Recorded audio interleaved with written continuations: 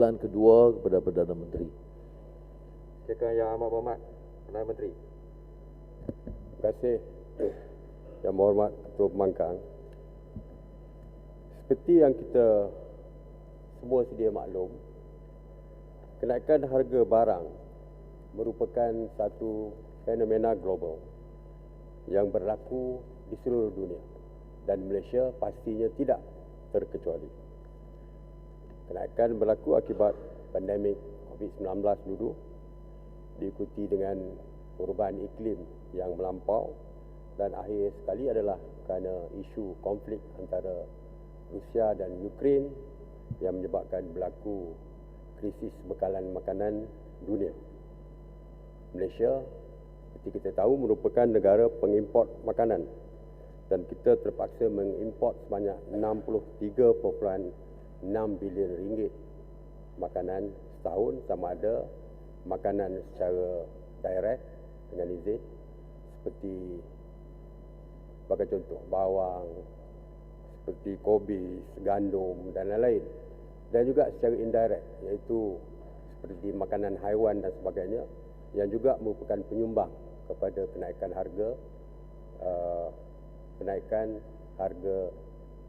haiwan tersebut. Sebagai contoh ayam, kita mengimport gandum, bijiran gandum dan soya bean sebagai contoh, dan kos pengeluaran ayam 70% disumbang oleh makanan.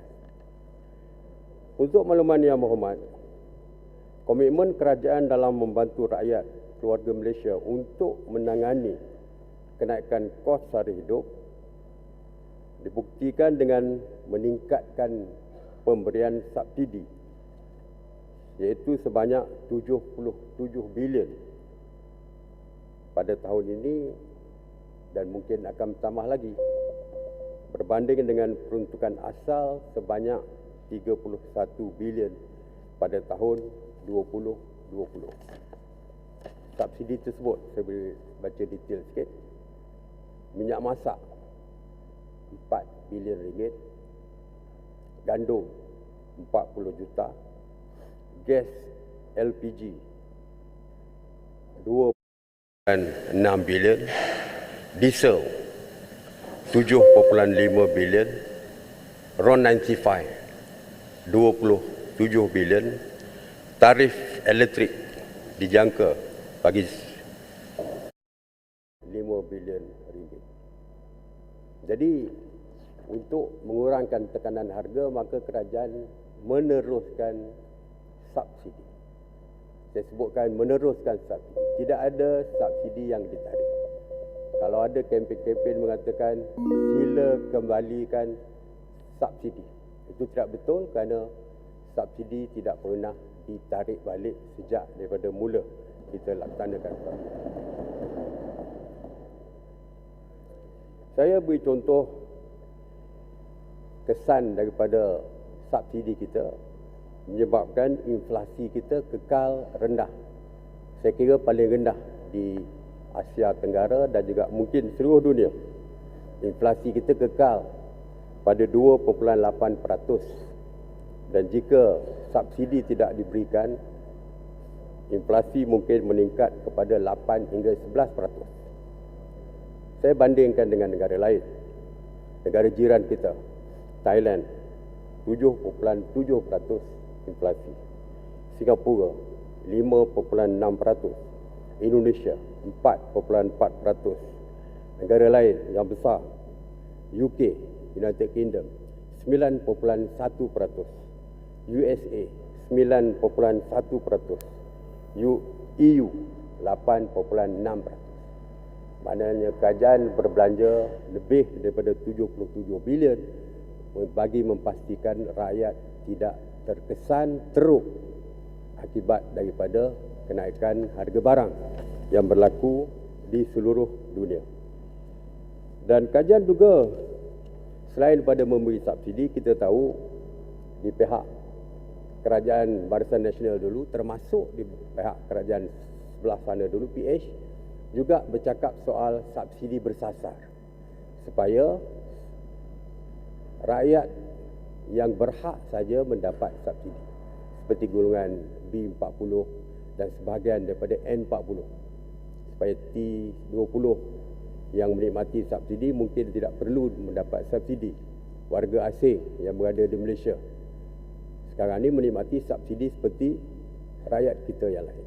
Jadi untuk itu, selain daripada kita memberikan subsidi, kerajaan juga menambahkan bantuan keuangan secara tunai melalui bantuan keluarga Malaysia BKM. Sebab kita tidak boleh memberikan subsidi kepada setiap barang yang naik harga.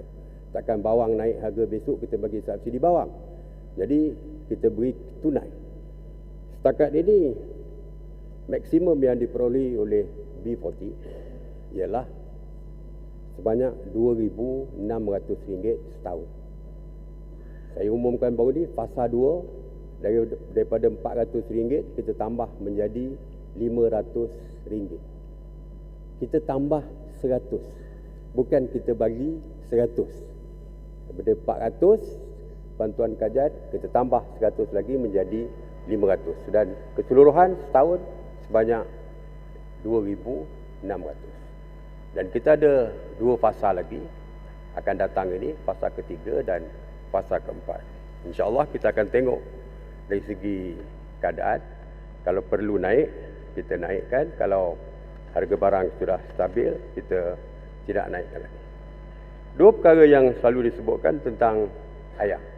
Kita sebenarnya memberi subsidi kepada ayam untuk memastikan harga ayam tidak naik, iaitu sebanyak 1.1 bilion untuk ayam dan telur. Telur kita masih beri subsidi sebanyak 3% baru, 3 sen baru-baru ni. Mulai 1 Julai, harga ayam kita kurangkan 20 sen dari segi subsidi. Dan kesan daripada tindakan kajian, hari ini harga ayam dan juga bekalan ayam sudah pun stabil. Walaupun kita tetapkan harga kawalan RM9.40, tetapi purata nasional harga ayam pada 9 Julai telah menurun kepada RM9.22 dan negeri Pahang merekodkan harga terendah iaitu RM8.95. Jadi intervensi kerajaan menunjukkan kejayaan kerana ayam bekalan sudah pun stabil dan harga dapat dikurangkan. Mengenai minyak masak, ini yang dipersoalkan. Kita tidak tarik minyak masak secara keseluruhan. Minyak masak untuk kepentingan rumah, kegunaan rumah, di dalam paket ada tulis di paket tersebut untuk kegunaan domestik, itu kegunaan rumah. Jadi kita kekalkan minyak masak tersebut. Yang kita tidak teruskan ialah minyak masak di dalam botol. Kerana bermula pada bulan Ogos 2021 sewaktu PKP diperkenalkan subsidi minyak masak berbotol ini selama 3 bulan. Tetapi kerana ekonomi masih tidak dibuka ketika itu, jadi kita terus sambungkan. Dan seperti kita tahu, 1 April kita telah membuka ekonomi kita, jadi tiada keperluan nanti untuk minyak masak berbotol, maka kita hentikan subsidi untuk minyak masak berbotol, tetapi untuk kegunaan rakyat biasa, B40 dan sebagainya, minyak masak berpaket, kita masih teruskan subsidi sebanyak RM4 bilion. Yang selalu kita banding-bandingkan adalah minyak masak 5 kg. Sepatutnya kita bandingkan antara minyak masak dalam paket 1 kg, 1 kilogram berharga RM2.50 dengan minyak botol dalam botol 1 kg. Dan harga minyak botol 1 kg, minyak masak 1 botol 1 kg adalah RM9, iaitu kalau tidak disubsidi, minyak masak akan berharga RM9. Tapi minyak masak, oleh kerana harganya terlampau jauh bezanya, maka banyak diselewengkan dan Kementerian Perdagangan Dalam Negeri sedang mengambil tindakan untuk memastikan penyelewengan dapat dikurangkan. Itu perkara yang saya sebutkan, itu sebahagian daripada intervensi kajian. Selain daripada pelan jangka pendek, pelan jangka panjang yang telah saya umumkan beberapa kali mengenai pelan jangka pendek untuk kita mempasti dapat kita kurangkan dari segi kesan kenaikan harga, dan tindakan-tindakan kajian banyak yang kita laksanakan telah berjaya menstabilkan barangan, bekalan dan juga menurunkan harga. Terima kasih. Terima kasih. Silakan Yang Berhormat. Terima kasih Perdana Menteri atas penjelasan dan juga beberapa langkah diambil, termasuklah melalui pasukan khas jihad tangani inflasi dan Majlis Tindakan Sara Hidup Negara. Soal dia, penjelasan panjang lebar, ialah pendekatan yang konvensional, yang lama, yang tidak ada suatu kesediaan membawa suatu perubahan struktur. Umpamanya Perdana Menteri menyebut kos import tinggi, itu kena ringgit merudum. Ada pendekatan untuk memperkukuh nilai ringgit supaya jumlah import itu tidak meningkat. Kemudian soal subsidi minyak, kita mampu menurunkan harga minyak kalau pendekatan itu secara tersasar. Sekarang ini manfaat minyak itu diperoleh oleh semua. Harga asing disebut oleh Perdana Menteri dan juga T20. Cap katalah B60. Maka kita masih boleh mengurangkan dan menurun bagi kadar yang lebih rendah, bagi B40 umpamanya. Itu yang saya usulkan. Kemudian disebut tentang inflasi.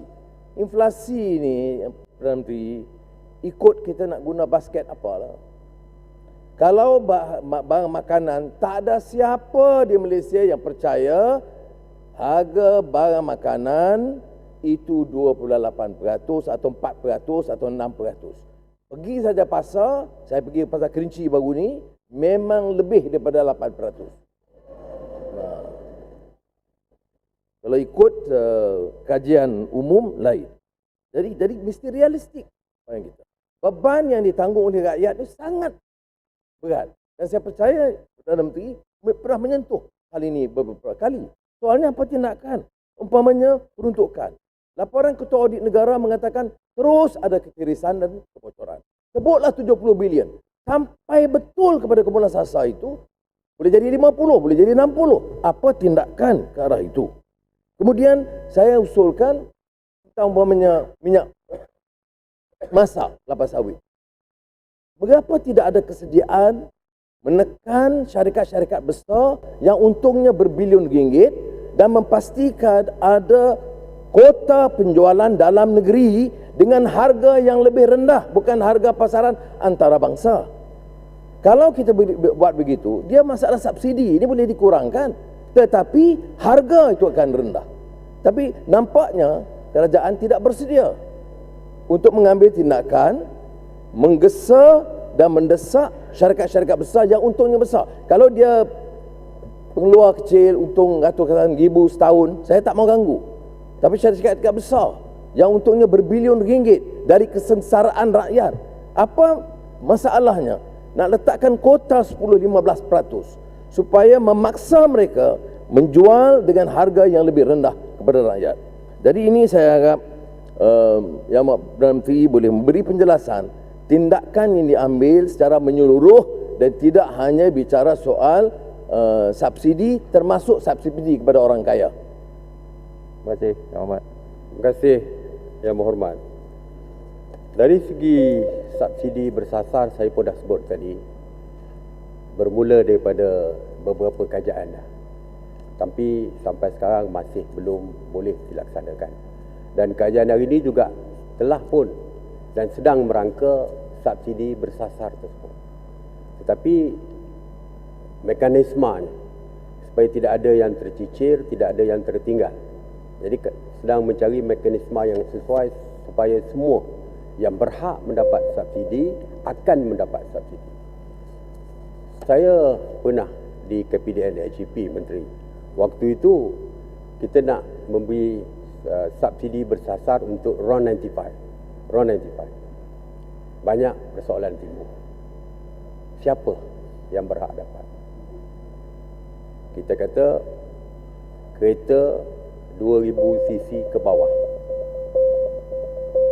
Jadi berbagai-bagai isu timbul mengenai kereta 2000 cc ke bawah. Sebagai contoh, dekat kampung, Pak Imam kampung kita pakai Volvo 2000 lebih, tapi harga Volvo tu RM10,000. Dia tak boleh mendapat subsidi kerana dia pakai Volvo cc-nya 2000 ke atas. Sedangkan ada kereta mini yang kecil, harga dia beratus-ratus ribu, tetapi kerana dikurang daripada 2000 cc, maka dia berhak dapat. Jadi ini antara perkara yang perlu kita detailkan. Bagaimana cara mekanisme ini? Adakah kita nak beri untuk membeli gula ataupun membeli gandum menggunakan minyak masak, menggunakan kupon? Adakah kupon boleh digunakan? Ataupun nak gunakan MyCard untuk membeli dan sebagainya. Jadi ini yang sedang kita perincikan. Saya setuju dengan Yang Berhormat. InsyaAllah kita akan bentangkan di sini apakah cara yang kita akan gunakan dari segi subsidi bersasar. Memang kajian kerugian besar akibat subsidi yang tersasar dan tidak bersasar ini, kerana semua pihak menikmati subsidi yang kita sepatutnya khususkan untuk golongan yang berhak untuk mendapat, iaitu golongan miskin. Saya tadi sebut pasal minyak masak, Yang Berhormat. Saya sependapat dengan Yang Berhormat. Minyak masak ni banyak diselewengkan. Yang pertamanya kerana harga terlampau rendah, RM2.50. Bayangkan harga sebenar RM9. Kalau penyelundup bawa keluar dan jual harga RM5 saja, dia dah untung RM2.50 satu paket. Jadi perniagaan yang sangat menguntungkan bagi penyelundup. Sebab itu kita sekarang sedang mengambil tindakan.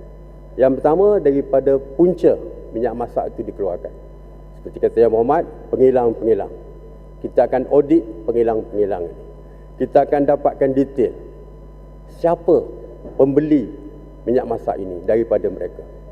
Yang paling susah, yang paling senang menyeleweng sebagai contoh, repackers, pembungkus minyak. Mereka diberi kebenaran untuk membungkus 1 tan minyak masak contohnya. Kemana minyak masak tu dihantar? Jadi kita akan dapatkan nama detail di kilang-kilang tersebut, siapa penerima minyak masak tersebut. Dan kita akan cek semula. Bila ni Perdana Menteri, orang Sedang faham tak? susah nak kaji sampai mana. Bukan kaji dah ni. Bukan kaji yang buat, telah pun dilaksanakan. Sedang dilaksanakan. Jadi kita akan dapatkan nama yang dibekalkan dan kita akan cek dengan pembekal tu berapa banyak dia dapat. Sebab kadang-kadang tak sampai ke pembekal, seperti yang Muhammad sebut tadi, tak sampai ke pembekal, daripada kilang bawa ke lain. Jadi kita akan dapatkan detail untuk memastikan tiada penyelewengan. Yang kedua, sempadan. Isu di sempadan ni, Yang Berhormat, waktu saya jadi Menteri KPDN dulu, saya berjumpa dengan pihak penguatkuasa di sempadan.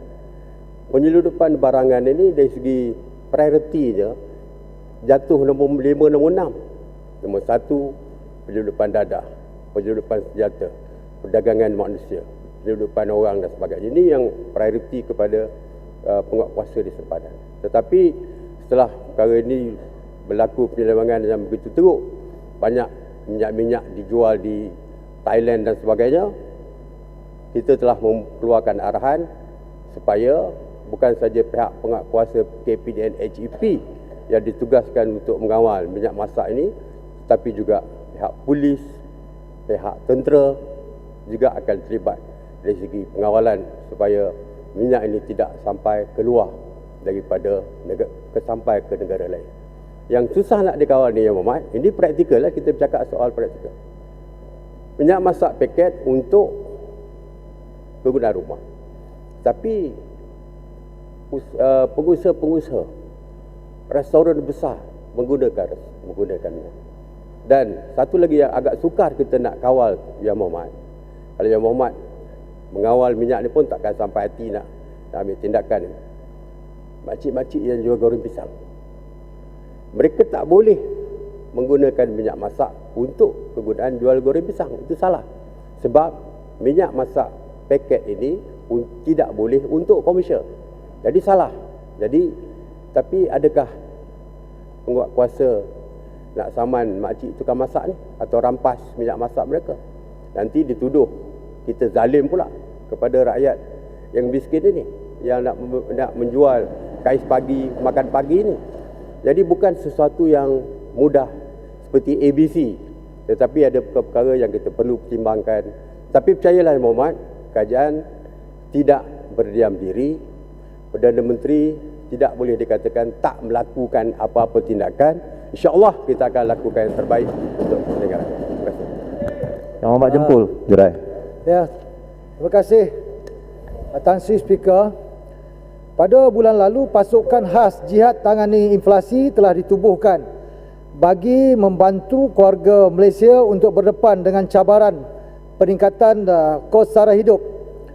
Meskipun ada pemimpin politik yang mengecam dan mensifatkan penubuhan jawatankuasa tersebut sebagai bangang, hakikatnya setiap tindakan dilakukan oleh kerajaan untuk mengekang inflasi telah meletakkan kadar inflasi negara pada paras yang paling rendah di Asia Tenggara. Soalan saya, apakah keistimewaan pasukan jihad tangani inflasi dan bezanya dengan jawatankuasa berkaitan harga barang serta kos sara hidup yang ditubuhkan sebelum ini, seperti Majlis Tindakan Kos Sara Hidup Soalan bocor Negara dan Majlis Tindakan Ekonomi dan sebagainya? Terima kasih. Terima kasih. Ya, ada orang gelak. Ada orang ketawakan kita bila kita ada macam-macam jawatankuasa. Jadi saya nak maklumkan, NAKO ataupun jawatankuasa khas sara hidup negara ni sebenarnya dah lama diwujudkan. Sejak tahun 2014, ketika itu namanya Jawatankuasa Khas Kabinet Menangani Kos Sara Hidup 2014. Waktu saya Menteri Kabinet. Lepas itu, waktu PH pada 2018 ditukarkan nama tersebut kepada Majlis Majlis Tindakan Sara Hidup Negara, NAKO. Itu waktu PH. Dah ada dah waktu itu, bukan baru. Tetapi mesyuarat diadakan 2 kali setahun. Dan NAKOL ini ataupun Majlis Kos Sara Hidup ni adalah melihat kepada keseluruhan, secara keseluruhan. Bukan saja kenaikan harga barang, tetapi NAKOL ini adalah pembuat dasar. Pembuat dasar. Melihat kepada semua isu, sama ada harga barang, kos pengangkutan, perumahan, isu perumahan, semua sekali yang berkaitan.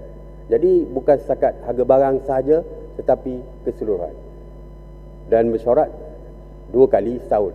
Cuma apabila saya mengambil alih, saya lihat waktu itu selepas pandemik, isu kenaikan harga barang tentu saja akan berlaku. Jadi kita mesyuarat setiap 2 bulan sekali, kita mengadakan mesyuarat untuk fokus.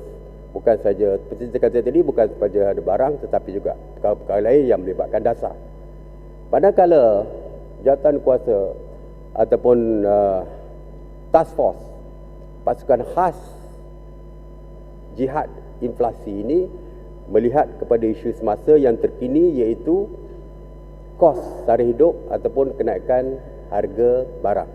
Dan dia adalah harian punya isu. Sebab itulah NAKOL mesyuarat dulu 2 kali setahun, sekarang saya 2 bulan sekali. Tetapi pasukan petugas khas inflasi, menangani inflasi ini mesyuarat 2 kali seminggu, hari Isnin dan juga hari Khamis. Dan dia mesti melaporkan kepada rakyat tentang apa tindakan yang akan dilakukan. Seperti sewaktu saya mengetui COVID dulu, saya membuat sidang akhbar setiap hari. NAKO, nama pasukan khas ini yang dipengusikan oleh Tan Sri Ketere perlu membuat pengumuman ataupun membuat sidang akhbar 2 kali seminggu. Jadi rakyat tahu perkembangan dan apa tindakan yang dilakukan oleh kerajaan.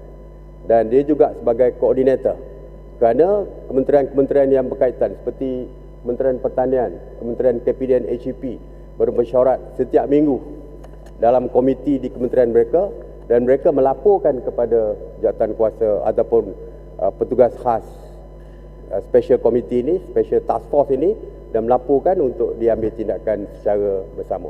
Jadi dia ada sebagai koordinator kepada kementerian-kementerian yang berkaitan dengan kenaikan harga ni. Jadi sebab itulah kita lantik Ketereh sebagai Menteri Komunikasi untuk communicate dengan rakyat apa tindakan yang dilakukan oleh kerajaan. Jadi itulah perbezaannya.